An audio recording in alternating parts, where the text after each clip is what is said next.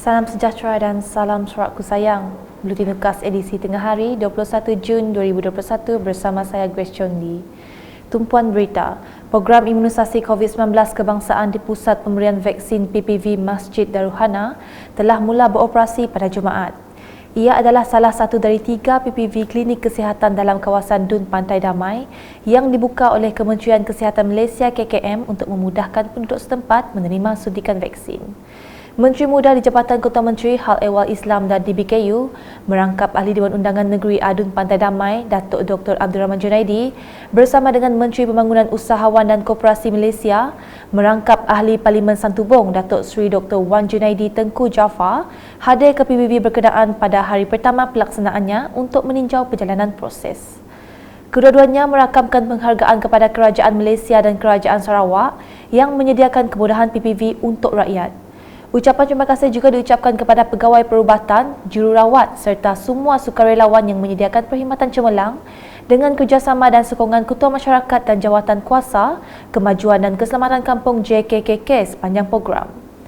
Dalam pada itu, Datuk Seri Dr. Wan Junaidi turut menyampaikan sumbangan bantuan untuk barisan hadapan di setiap dun dalam Parlimen Santubong kepada 3 wakil dari Dun Tanjung Datu, Dun Pantai Damai dan Dun Demak Laut sebanyak RM17,500. Selain itu, sumbangan lain seperti bekalan makanan dan minuman juga turut disampaikan. Seramai 420 penduduk dari Kampung Boyan dan Kampung Gersik menerima vaksin jenis Sinovac pada hari tersebut. Laporan seterusnya, dalam memastikan masyarakat Sarawak mencapai 80% imuniti kelompok menjelang Ogos nanti, kerajaan telah bersetuju menubuhkan sebuah pusat pemberian vaksin PPV Klinik Kesihatan Bako di Zon Bako dalam kawasan Dun Demak Laut. Menurut Adun Demak Laut, Dr. Hazlan Abang Hibni, PPV Klinik Kesihatan Bako ini mensasarkan untuk memvaksinasi lebih kurang dari 6,000 penduduk dari 15 buah kampung termasuk dari Tanjung Embang dalam Zon Bako.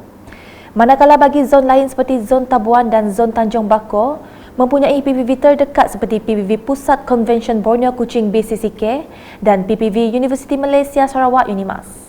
Ditemui selepas meninjau PPV Klinik Kesihatan Bako baru-baru ini, beliau berkata dianggarkan seramai 15,000 penduduk di Dun Demak Laut perlu mendapatkan suntikan vaksin COVID-19.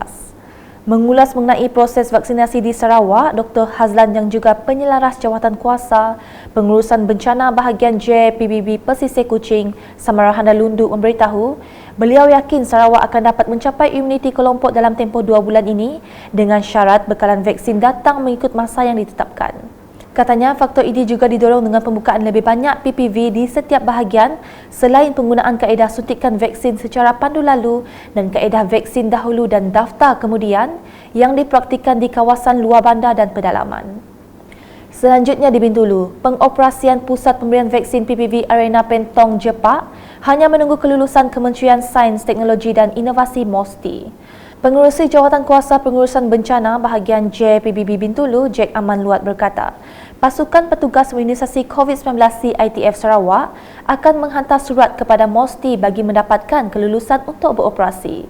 Katanya, PPV Arena Pentong Jepak telah berada dalam siap sedia untuk diaktifkan dengan segala persediaan termasuk kerja-kerja pengubahsuaian telah dilakukan dan lokasinya juga amat strategik dan bersesuaian. Beliau berkata demikian semasa ditemui selepas menyaksikan penyerahan peralatan peti penyimpan vaksin dan peralatan perubatan untuk seluruh PPV Bintulu di Pejabat Kesihatan Bahagian Bintulu pada Sabtu. Ini merupakan sumbangan pelbagai pihak menerusi tabung COVID-19 Pejabat Pusat Khidmat Ahli Parlimen Bintulu. Dalam perkembangan berkaitan, Jack yang juga residen bahagian Bintulu memberitahu pihaknya masih menunggu lampu hijau CITF Sarawak untuk PPV Industri Kelab Kidurong Bintulu untuk beroperasi. Ia merupakan PPV Industri kedua yang juga sudah bersedia untuk beroperasi.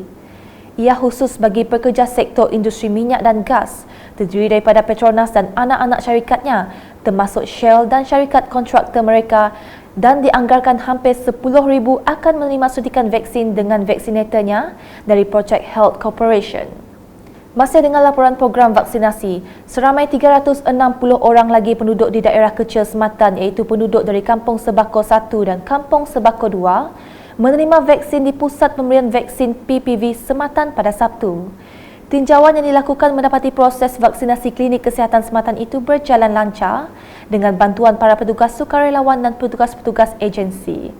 Pemantauan juga mendapati semua penerima vaksin mematuhi prosedur operasi standard SOP yang ditetapkan bagi program vaksinasi COVID-19 fasa kedua daerah Lundu. Wartawan UKAS Jamsari Ahmad ada laporannya. Salam sejahtera dan salam UKAS diucapkan. Terlebih dahulu untuk makluman pada ketika dan saat ini kita berada di Klinik Kesihatan Sematan di mana salah sebuah pusat vaksin untuk daerah Lundu, khususnya bagi warga yang berada di daerah kecil Sematan. Pada hari ini seramai 360 orang akan menerima vaksin mereka buat kali pertama, dan pada jam 11 ini seramai 270 orang telah pun selesai divaksin dan masih lagi menunggu giliran untuk mendapatkan vaksin tersebut. Baiklah, sekian saja dari kami dari UKAS daerah Lundu di daerah kecil Sematan. Manakala dibalingan dengan adunnya, Abdul Yaakob Arbi turun Padang meninjau ke pusat pemberian vaksin PPV Dewan Suara Mukah pada Sabtu. Seramai 720 penduduk di situ hadir menerima vaksin pada hari tersebut. Menurut makluman daripada CITF Daerah Mukah, Jawatan Kuasa Kemajuan dan Keselamatan Kampung JKKK memainkan peranan dalam memastikan golongan berisiko warga emas dan komorbid di kawasan masing-masing menerima vaksin COVID-19. Sementara itu, penerima yang ditemui berasa gembira dan masing-masing mengajak lebih ramai masyarakat untuk tampil menerima vaksin. Dari kampung Bunut, atau nak vaksin, kalau sama-sama lah pilih vaksin. Lindung diri, lindung semua. Aku rasa bersyukur kena nak menerima vaksin. Aku menyabak kalau penduduk kat kampung harap sama-sama bak menerima itu supaya telah kena bak menjaga keselamatan daripada wabak baik ngak terdengar aja. Saya Saleh bin Mud, Kampung Sungai Lau Mukah, umur 67 tahun dan telah divaksin pada 19 hari bulan 6. Memikut daripada segi segala apa yang aktiviti hari inilah yang aktiviti semuanya berjalan lancar lah, dari segi layanan daripada luar hingga ke dalam lah.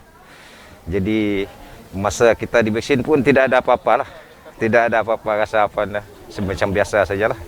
Jadi saya haraplah menyeru kepada adik kakak semua, daftarlah untuk vaksin, lindung diri, lindung untuk semua. Saya Albert bin Puseh telah menerima vaksin dos yang pertama. Saya merasa amat gembira lah, dan saya berumur 47 tahun. Saya amat merasa gembira dan layanan di sini pun okey, kira okey, selesa. Itu sajalah. Saya menyeru kepada semua yang belum menerima vaksin untuk mendaftar MySejahtera. Lindung diri, lindung semua. Berita seterusnya, sebanyak 150 keluarga telah menerima bantuan makanan dan keperluan asas dari Kuching Food Aid KFA yang bekerjasama dengan Hikmah Kuching dan Grab Jenazah Free pada Ahad. Menurut pengurus dakwah Hikmah Kuching, Idris Ahmad, bantuan akan dibahagikan kepada 3 kumpulan iaitu kawasan Semarahan, Petrajaya dan sekitar Bandaraya Kuching. Alhamdulillah, hari ini Hikmah bekerjasama dengan Kuching Food Aid dan Grab Jenazah akan bekerjasama untuk menghantar barang-barang bantuan ke 3 zon. Pertama, zon Petrajaya ke atas, termasuk Demak, Bako dan lain sebagainya. Zon kedua, kita akan bergerak ke Matang, dan zon ketiga ke kawasan Semarahan. Hari ini kita akan mengagihkan sebanyak 150 set barangan yang akan kita sumbang kepada penerima-penerima, khususnya kepada kawan-kawan kita yang terkesan dalam PKP itu, yang bergaji hari, yang tidak ada pendapatan. Dan Alhamdulillah, kerjasama kita dengan Grab Jenazah dan Food Aid Kuching ni, pada awalnya kita buat secara kecil-kecilan. Kan tetapi kebelakangan ini memandangkan permohonan daripada masyarakat luar banyak, maka kita telah bercadang untuk mengadakan program ini bersama dengan Grab jenazah dan Food Aid Kuching. Ketika ditemui, beliau berharap dengan kerjasama sebegini dapat diteruskan dalam membantu keluarga-keluarga yang amat memerlukan pada masa akan datang. Pada masa sama, beliau mengucapkan terima kasih kepada semua pihak yang terlibat dalam menyumbang bantuan dan membantu proses pengagihan. Dalam pada itu, Wakil Kuching Food Aid, Madinah Hasbi menyeru kepada semua masyarakat yang ingin memohon bantuan atau ingin menyumbang untuk terus menghubungi pihak KFA. Pihak kami telah mewawarkan dalam media masa untuk kami namakan projek ni Rizki PKP Station. Jadi pemohon-pemohon boleh kita dah bagi nombor pada poster tu, dan pemohon yang rasa mereka memerlukan keperluan ni, mereka akan mohon dan kami akan juga tapis permohonan-permohonan yang diterima. Memang daripada 150 penyumbang penerima sumbangan pada ini, memang sebenarnya lebih daripada itu sumbangan yang permohonan yang kita terima. So kita harapkan kerjasama di antara KFA dengan Hikmah ataupun mereka yang hendak berniat untuk bekerjasama dengan pihak kami amat dialu-alukan. Beralih ke laporan harian COVID-19 pada Ahad, dengan Sarawak mencatatkan 661 kes positif baharu, menjadikan jumlah keseluruhan kes meningkat kepada 59,800. Menurut kenyataan media Jawatan Kuasa Pengurusan Bencana Negeri JPBN Sarawak, daerah yang direkodkan kes adalah seperti yang tertera.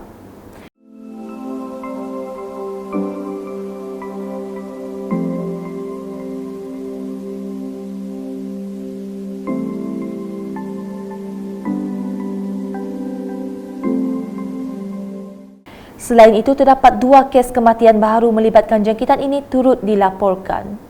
Turut isytiharkan 4 kluster baharu yang mana 3 di Kuching, 1 di Miri, manakala berikut merupakan 4 kluster tamat setelah tiada kes baharu dikesan dalam tempoh 28 hari.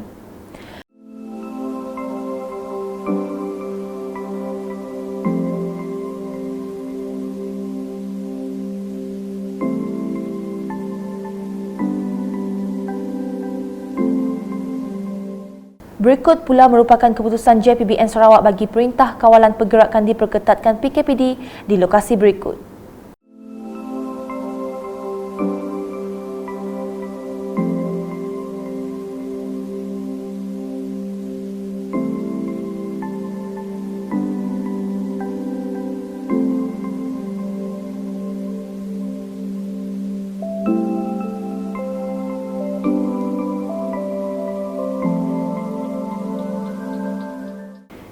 Sekian edisi Tengah Hari bersama saya Grace dan kru penerbitan. Berita lebih lanjut boleh didapati di semua platform media sosial UKAS termasuk portal ukas.sarawak.gov.my dan pastikan anda subscribe UKAS channel di YouTube. Salam UKAS.